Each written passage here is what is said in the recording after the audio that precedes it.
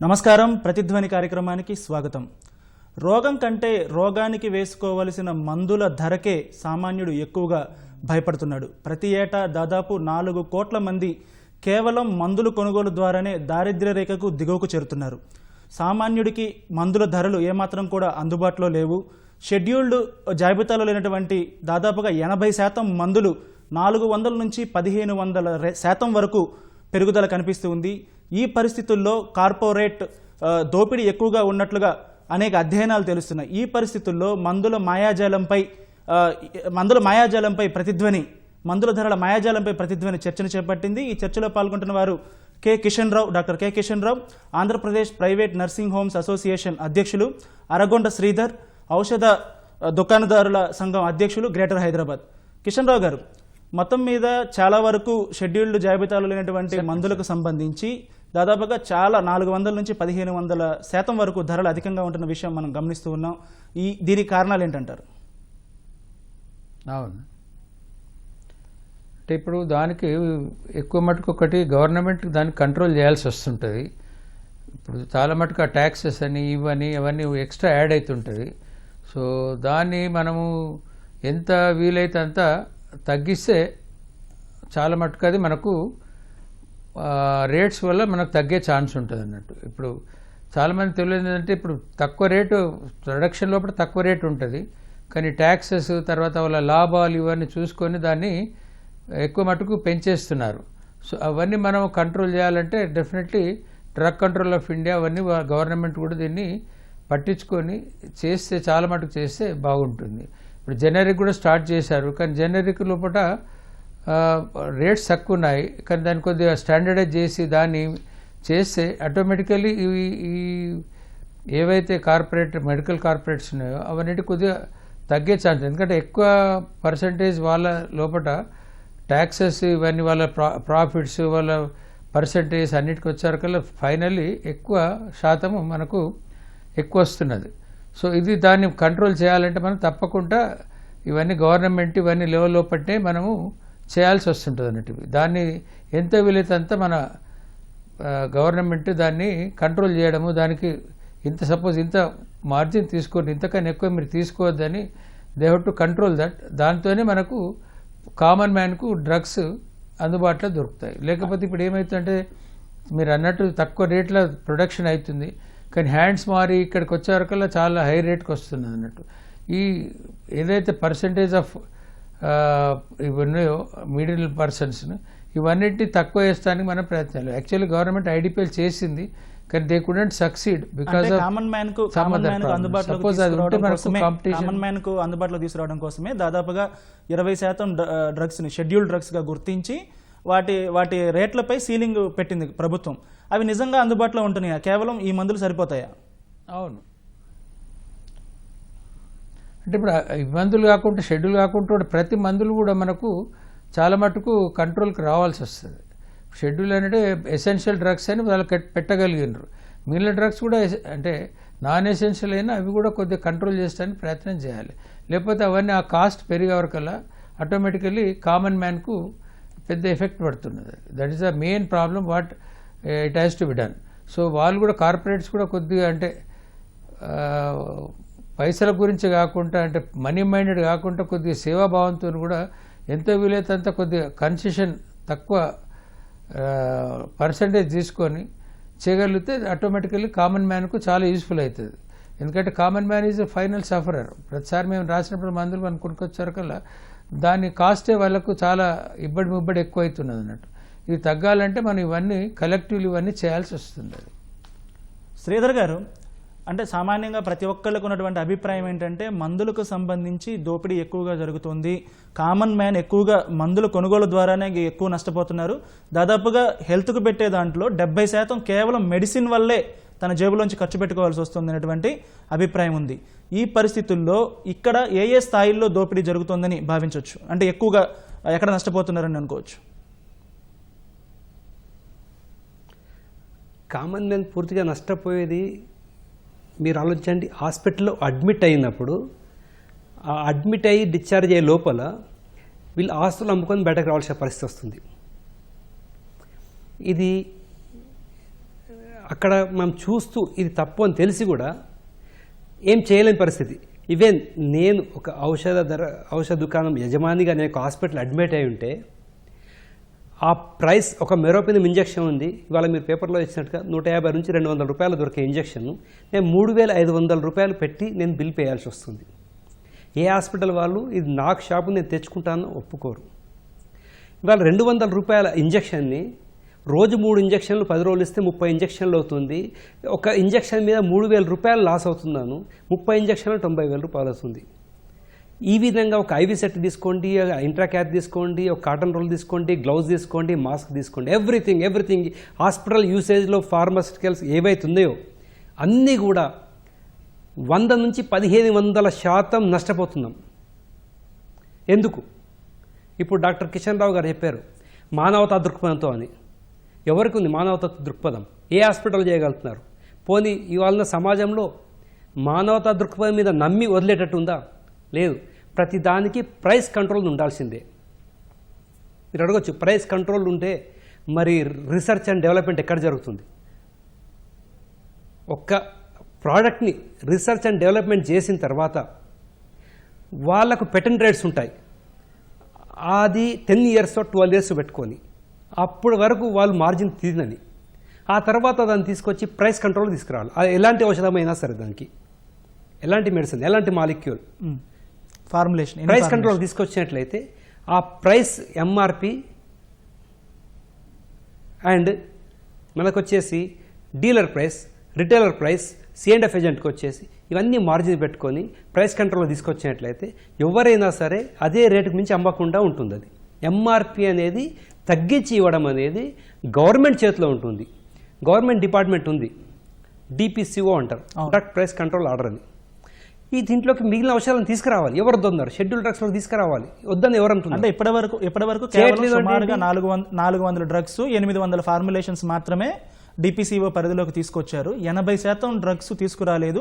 20,000కు పైగా ఉన్నటువంటి డ్రగ్స్ తీసుకురాలేదు. దానివల్లే దోపిడీకి ఆస్కారం కలుగుతోంది అనేటువంటిది అభిప్రాయం. దాని మీద ఏమంటారు సార్? 20,000 డ్రగ్స్ కాదు సార్, మన దగ్గర వచ్చేసి బ్రాండెడ్ వచ్చి 1 lakh పైన ఉన్నాయి. బ్రాండెడ్ మాలిక్యూల్ వచ్చేసి అరౌండ్ 20,000 ఉన్నాయి. ఓకే, 20,000లో ఒక మాలిక్యూల్ 8,000 ఉన్నాయి. 8,000 మాలిక్యూల్స్లో ఒక 400 to 450 డ్రగ్స్ మాత్రమే షెడ్యూల్లోకి వచ్చాయి.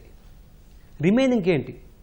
ఇప్పుడు మీకు తెలుసు అటెనలాల్, అమ్లోడిపిన్, బీపీకి రెగ్యులర్గా వాడే మెడిసిన్స్, టెల్మిసాటన్, ఇలాంటి డ్రగ్స్ గత 20 సంవత్సరాల నుంచి ఇంకా షెడ్యూల్లో రావట్లేదు. ఇంకా ఎందుకు తీసుకురావాలి? మెడిసిన్స్లో ఇప్పటికున్న ప్రైస్ సరిపోదా? ఈ 20-25 నుంచి మార్జిన్ తినడం సరిపోలే ఎట్లా?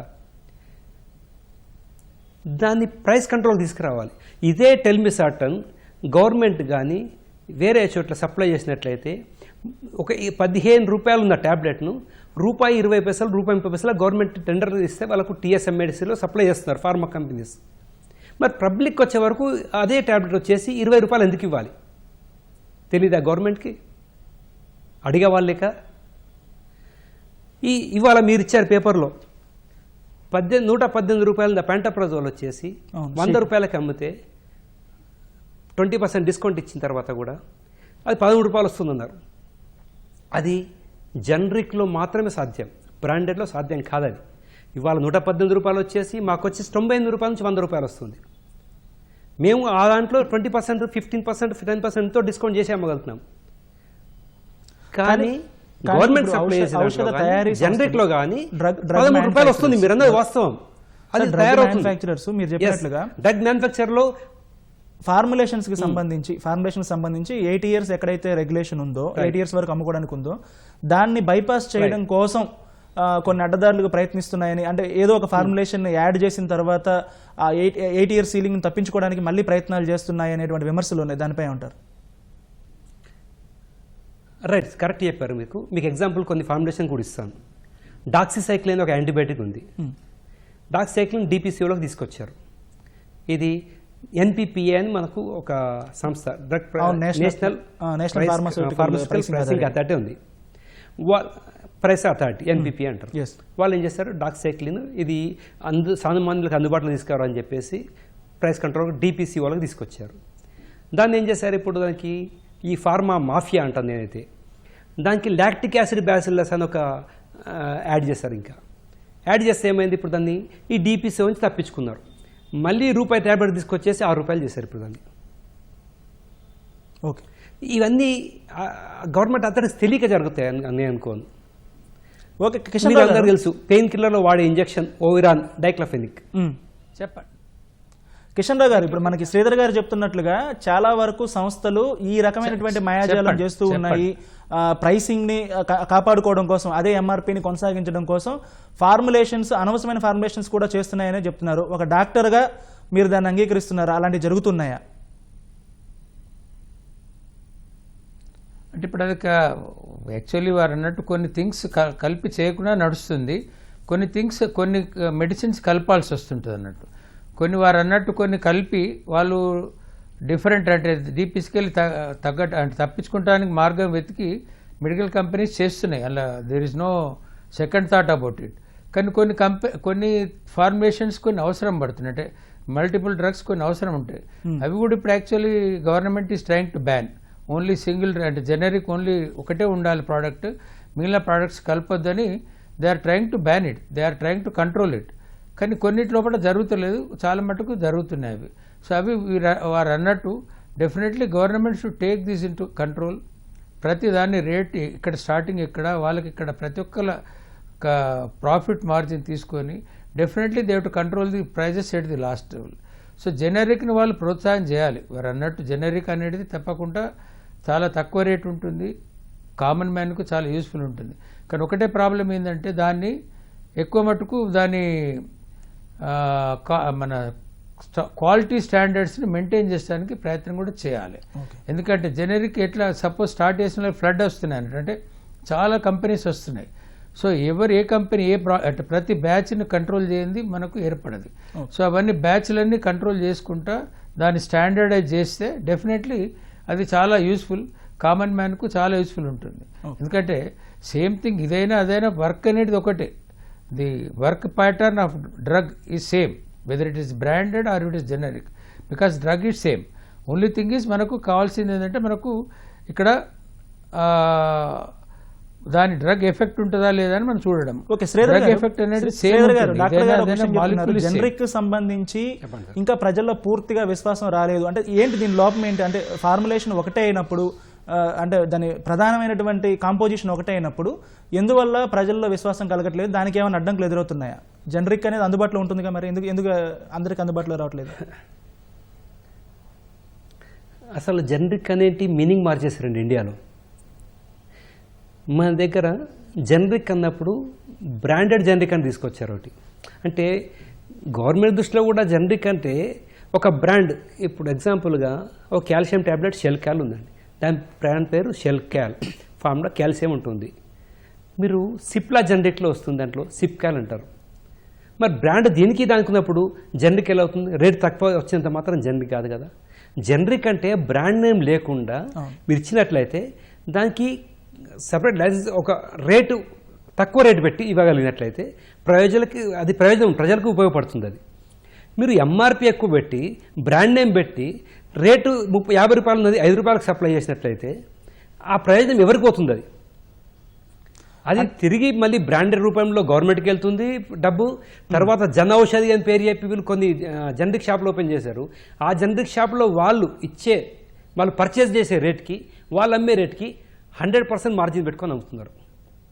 ఇది నేను ఊరికే చెప్పట్లేదు, documented evidence. Jan Aushadhi purchase price వాళ్ళు తీసుకున్నది, ఎగ్జాంపుల్గా మీకు కొన్ని చెప్తాను. వాళ్ళు అమ్మే రేట్ తీసుకున్నట్లయితే డబుల్ ఆఫ్ ది కాస్ట్. అంటే ఇక్కడ జనరిక్ లో కూడా వీళ్ళు ఎంటర్ అవుతున్నారా? ఎవరైతే బ్రాండెడ్ అయితే ఎవరైతే తీసుకుంటున్నారో, జనరిక్ ఎవరికైతే పబ్లిక్ అందుబాటులో ఉంటే దాంట్లో కూడా వీళ్ళు ఎంటర్ అవుతున్నారా? బ్రాండెడ్ కంపెనీలు వేరే పేర్లతోటి లేకపోతే వాళ్ళ జనరిక్ పేరుతో ఎంటర్ అవుతున్నారా? Yes, branded. ఇదే సిప్లా కంపెనీ ర్యాన్బ్యాక్సీ కంపెనీ జనరిక్లోకి ఎంటర్ అయిపోయి వాళ్ళ బ్రాండ్ నేమ్ పెట్టుకొని సప్లై చేస్తారు. మళ్ళీ దాన్ని జన ఔషధి వాళ్ళు 100% మార్జిన్ పెట్టుకొని ఇచ్చేస్తారు. మళ్ళీ గవర్నమెంట్ నుంచి సప్లై చేసే విధంగా మీరు ఇన్ని గొల్లాలు అవసరం లేకుండా ఏదైనా ఒక డ్రగ్ మాలిక్యూల్ తయారయ్యి ఒక 10 years తర్వాత దాన్ని బ్రాండ్ నేమ్ లేకుండా జనరిక్లో రిలీజ్ చేసి ఎంఆర్పి తగ్గించి ఇచ్చేసైతే ఒక ప్రైస్ వాళ్ళకి మ్యానుఫ్యాక్చరింగ్ కాస్ట్ అప్రాక్సిమేట్ చేసి దానికి 100% మార్జిన్ వేసేయండి. ఒక కాల్షియం టాబ్లెట్ నీకు ₹5 ₹3 ఒక స్ట్రిప్ తయారవుతుంది. ₹6 ₹8 సప్లై చేసేయండి. దానికి ఎంఆర్పి ₹9 ₹10 పెట్టేయండి. అప్పుడు చివరిగా ఎండ్ యూజర్ ఎవరైతే వినియోగదారులు ఉన్నారో వాళ్ళకి ఉపయోగపడుతుంది కదా. దాన్ని ₹60 పెట్టాలేంటి, జనౌషధిలో ₹15 అమ్మాలేంటి, వీళ్ళు కొనడం ₹10 కొనడం ఏంటి? ఓకే, పర్పస్ సర్వ్ అవ్వట్లేదు. Okay sir. డాక్టర్ గారు, ఇప్పుడు మామూలుగా ఒక స్థాయి ఆసుపత్రికి వెళ్ళిన ప్రతి ఒక్కరికి కూడా తెలుస్తుంటుంది, వైద్యులు అవసరం లేని మందులు కూడా ఎక్కువగా రాస్తున్నారని, లేకపోతే ఫార్మాస్యూటికల్ కంపెనీలతో ఒప్పందంలో భాగంగా రాస్తున్నారని మామూలు జనాలకు కూడా అర్థమవుతూ ఉంది. ఇది నిజం కాదా? ఫార్మాస్యూటికల్ కంపెనీలు అనేవి వైద్యులను ప్రలోభ పెడుతున్నాయన్నటువంటి విమర్శలకు ఏంటి సమాధానం? ఇప్పుడు అది మీరు అన్నట్టు దాని ఎక్కడో కొద్దిగా జరిగిండొచ్చు, కానీ దాన్ని మనము జనరలైజ్ చేయలేము. చాలామంది డాక్టర్లు అంటే దేని అవసరం ఉందో అవే మందులు రాస్తున్నారు. ఏమన్నా ఎక్స్ట్రా అనేది అంటే సంథింగ్ అంటే కొన్ని విటమిన్స్ అవన్నీ ఎక్స్ట్రా రాయాల్సి వస్తుంది తప్ప యాంటీబయాటిక్స్ ఏ అవసరమో ఏదైతే ఉంటుందో అవన్నీ మెయిన్ అవసరం ఉంటుంది అన్నట్టు. ఇక అడ్మిట్ అయిన పేషెంట్కి ఎక్కువ రాస్తాం, అది వేరే విషయం, ఎందుకంటే సీరియస్నెస్ ఎక్కువ ఉంటుంది. కానీ ఓపీ పేషెంట్కి ఎవరైతే వచ్చి మందులు తీసుకుపోతారో వాళ్ళకు జనరలీ మినిమం డ్రగ్సే ఉంటాయి. ఎప్పుడో ఒకసారి ఎవరో డాక్టర్ ఒక్కరు రాసిన అంటే కార్పొరేట్ ఆసుపత్రులు కూడా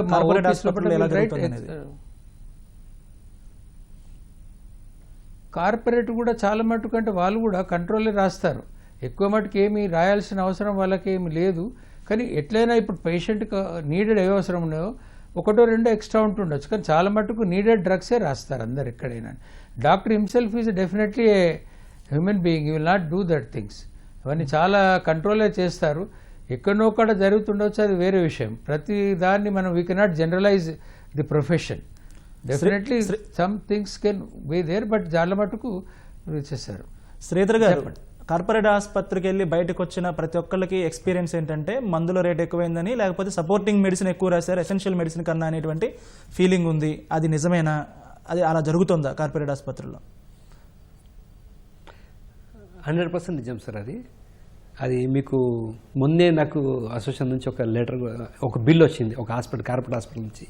ఒక గ్లౌజ్ బాక్స్ మాకు నైట్రేట్ గ్లౌజ్ ₹600 400, ముందైతే ₹400 దొరికేది. ఈ కోవిడ్ తర్వాత గ్లౌజ్ బాక్స్ రేట్లు పెరిగాయి, 600 800 మధ్యలో దొరుకుతాయి. అక్షరాల ₹150,000 వేశారు బిల్లు. నా దగ్గర ఉంది ఎవిడెన్స్. ₹150,000 దాంట్లో బిల్ వేశారు. దానికి క్వశ్చన్ చేస్తే మీరు ముందే అడిగి జాయిన్ కావాలని చెప్తున్నారు వాళ్ళు. కార్పొరేట్ హాస్పిటల్ హైదరాబాద్లో ఇలా ఉంది పరిస్థితి. ఈ కార్పొరేట్ హాస్పిటల్ సంగతి కొన్ని దానికి ఎంఆర్పి ఉండదు, దానికి ఎంఆర్పి లేకుండా ఇచ్చేసారు. ఎంఆర్పి ఉన్నా కూడా వీళ్ళు సర్వీస్ అని దాన్ని యూజ్ చేసి దాని రేటే ఆ విధంగా ఇస్తారు.